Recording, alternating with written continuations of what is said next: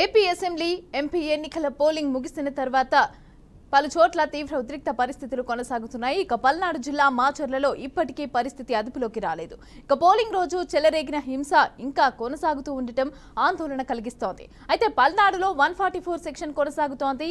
గురజాల మాచర్ల నియోజకవర్గంలో వైసీపీ అలాగే టీడీపీ దాడులు ప్రతిదాడులకు పాల్పడుతున్న నేపథ్యంలో అడుగడుగునా పోలీసు బలగాలను మోహరించారు. ఇక పల్నాడులో 2000 మంది పోలీసులు పహారా కాస్తున్నారు. పరిస్థితులను అదుపులోకి తెచ్చేందుకు మాచర్లలో డీఐజీ త్రిపాఠి మకాం వేశారు. ఇక అటు గురజాల సిట్టింగ్ వైసీపీ ఎమ్మెల్యే కాసు మహేష్ రెడ్డిని పోలీసులు గృహ నిర్బంధం చేశారు. కాసు మహేష్ రెడ్డిని ఇంటి నుంచి బయటకు రానివ్వకుండా పోలీసులు ఆంక్షలు విధించారు. మరోవైపు జమ్మలమడుగులో తీవ్ర ఉద్రిక్త పరిస్థితులు నెలకొన్నాయి. అక్కడ బీజేపీ నేత ఆదినారాయణ రెడ్డి వైసీపీ ఎమ్మెల్యే సుధీర్ రెడ్డిల మధ్య విరుచుకున్న సవాళ్లు మరింత అగ్గిరాజేశాయి. ఇక దీంతో ఇద్దరిని పోలీసులు హౌస్ అరెస్ట్ చేశారు. కడప టీడీపీ ఎంపీ అభ్యర్థి భూపేష్ రెడ్డిని కూడా పోలీసులు గృహ నిర్బంధంలో ఉంచారు. ఇక ఎవరిని ఇంటి నుంచి బయటకు రానివ్వకుండా పోలీసులు వారిపైన ఆంక్షలు విధించారు. వైసీపీ టీడీపీ బీజేపీ ఆఫీసుల వద్ద కూడా పోలీసులు భారీగా మోహరించారు. ఇక అనంతపురం జిల్లా తాడిపత్రిలో ఉద్రిక్త వాతావరణం కొనసాగుతోంది. టీడీపీ నేత జేసీ ప్రభాకర్ రెడ్డి ముఖ్య అనుచరుడు దాసరి కిరణ్ పైన గుర్తు తెలియని వ్యక్తులు వేట కొడవళ్లతో విచక్షణారహితంగా దాడి చేశారు. అయితే ఈ దాడిలో ఆయన తీవ్రంగా గాయపడ్డారు. మరోవైపు ఈ ఘటన నేపథ్యంలో అర్ధరాత్రి సమయంలో జేసీ ప్రభాకర్ రెడ్డితో పాటుగా ఆయన కుమారుడు అస్మిత్ రెడ్డిని కూడా పోలీసులు ఇతర ప్రాంతాలకు తరలించారు. తాడిపత్రి వైసీపీ ఎమ్మెల్యే పెద్దారెడ్డిని కూడా వేరే ప్రాంతానికి పంపించారు.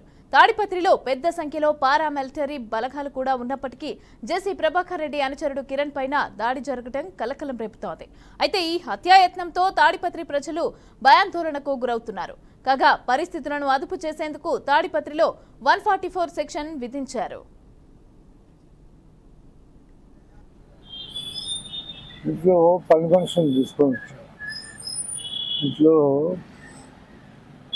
డెత్ బెడ్పై ఉన్నటువంటి వాళ్ళు ఇద్దరు పేషెంట్స్ ఉంటారు.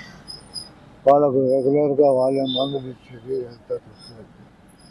ఒక ఆమె కాన్షియస్ లేదు, ఇంకొక ఆమె సో వాళ్ళ కోసం వచ్చి వాళ్ళు వాళ్ళండి వాళ్ళు లేకపోతే వాళ్ళకు ఎస్పీ లేదు అంత బయటకు పోయారు.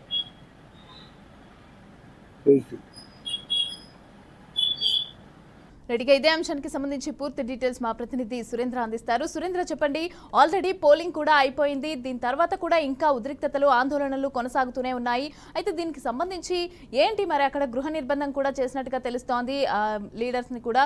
అయితే దీనికి సంబంధించి డీటెయిల్స్ ఎలా ఉన్నాయి, ఏంటి అక్కడ ఏం జరుగుతోంది అసలు? మమత, బాంబలగడ్డగా పేరొందినటువంటి జమ్మలమడుగులో మళ్లీ ఫ్యాక్షన్ పురుడు పోసుకుంది. పోలింగ్ ముగిసి 48 గంటలు గడుస్తున్నా కూడా జమ్మలమడుగు ప్రాంతంలో 144 సెక్షన్ విధించారు. ఇటు ఎమ్మెల్యే సుధీర్ రెడ్డికి, అలాగే బీజేపీ అభ్యర్థి మాజీ మంత్రి ఆదినారాయణ రెడ్డికి, అలాగే టీడీపీ ఎంపీ అభ్యర్థిగా ఉన్నటువంటి భూపేష్ రెడ్డి మధ్య జరిగినటువంటి వాగ్వాదం, పరస్పర దాడుల క్రమం కొనసాగినటువంటి నేపథ్యంలో ఒక్కసారిగా జమ్మలమడుగు ప్రాంతం ఉలిక్కిపడిందనే చెప్పవచ్చు.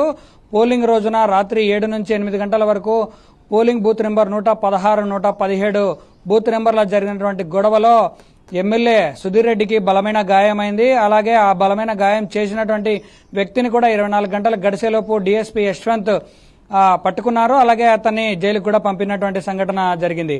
అలాగే జమ్మలమడుగు ప్రాంతంలో చాలా వరకు ఇటు వైసీపీకి అలాగే టీడీపీ బీజేపీ మధ్య జరిగినటువంటి అల్లర్లకు అందరూ ఒక రకంగా జమ్మలమడుగు ప్రాంతంలో ఉన్నటువంటి ప్రజలు చాలా పానిక్ అవుతా ఉన్నారన్న ఉద్దేశంతో 144 సెక్షన్ కొనసాగిస్తా ఉన్నారు. అక్కడ హై అలర్ట్ కూడా జారీ చేశారు. అంటే డీఎస్పీ యశ్వంత్ తో పాటు చాలా వరకు కేంద్ర బలగాలు కూడా మోహరించాయి. జమ్మలమడుగు ప్రాంతంలో ఉన్నటువంటి 6 మండలాల్లో కూడా అక్కడక్కడ ఫ్యాక్షన్ గ్రామాలు ఉన్నాయి. ఆ గ్రామాలలో కూడా ఎక్కడ ఉద్వేషపూరితమైనటువంటి మాటలు, రెచ్చగొట్టే వ్యాఖ్యలు జరగకుండా ఎక్కడికక్కడ పోలీసులు అయితే భారీ బందోబస్తు ఏర్పాటు చేశారు. మరోవైపు చూస్తే ఇటు ఎమ్మెల్యే సుధీర్ రెడ్డికి, అలాగే బీజేపీ అభ్యర్థిగా ఉన్నటువంటి ఆదినారాయణ రెడ్డికి, టీడీపీ అభ్యర్థి ఎంపీ అభ్యర్థి భూపేష్ రెడ్డికి ఈ ఇష్యూ జరిగిన అనంతరం కూడా 2+2 గన్మెన్లను కూడా కేటాయించారు. అంటే ఇటు అప్రమత్తంగా అయినటువంటి పోలీసు యంత్రాంగం వెంటనే వాళ్ళను 2+2 గన్మెన్లను కేటాయించడము, గృహ నిర్బంధం, ఎక్కడికక్కడ బయటకు వచ్చి తనను రెచ్చగొట్టే వ్యాఖ్యలు చేయకోకుండా కూడా చాలా కట్టుదిట్టమైనటువంటి ఏర్పాట్లు కూడా పూర్తి చేశారు. జమ్మలమడుగు ప్రాంతం ఒక్కసారిగా మళ్ళీ ఫ్యాక్షన్ అడ్డగా మారబోతోందన్న సంకేతాన్ని అయితే ఒక్కసారిగా పోలింగ్ ముగిసే సమయంలో బయటకు వచ్చిందని చెప్పవచ్చు. దీన్ని వెంటనే అలర్ట్ అయినటువంటి పోలీస్ యంత్రాంగం అందరినీ కూడా కట్టుదిట్టమైనటువంటి ఏర్పాట్లు చేయడం, అలాగే సెటరైజ్ చేసే క్రమం కొనసాగుతోంది.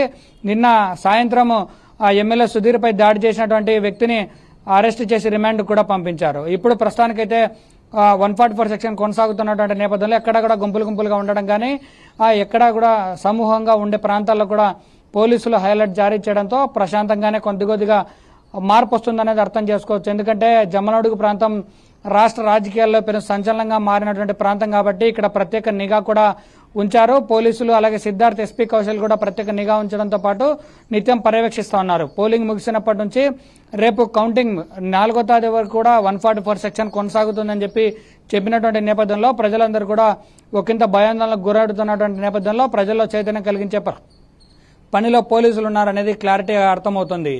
మమత. Right, thank you Surendra, thanks for the details.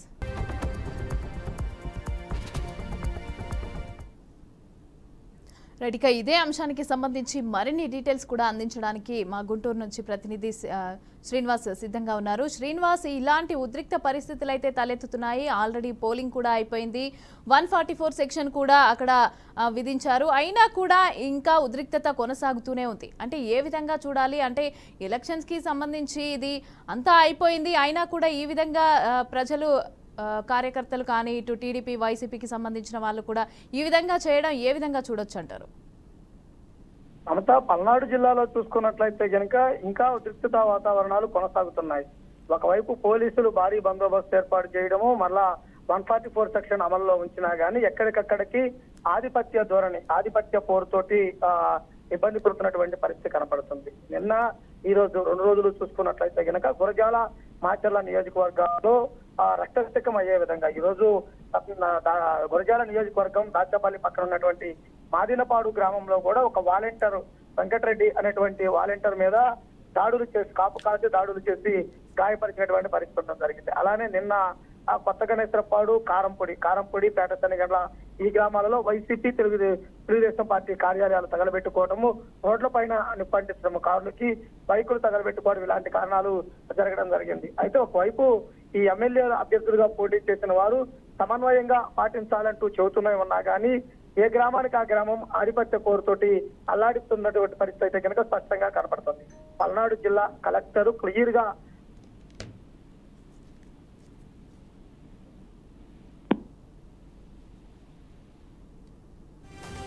Right.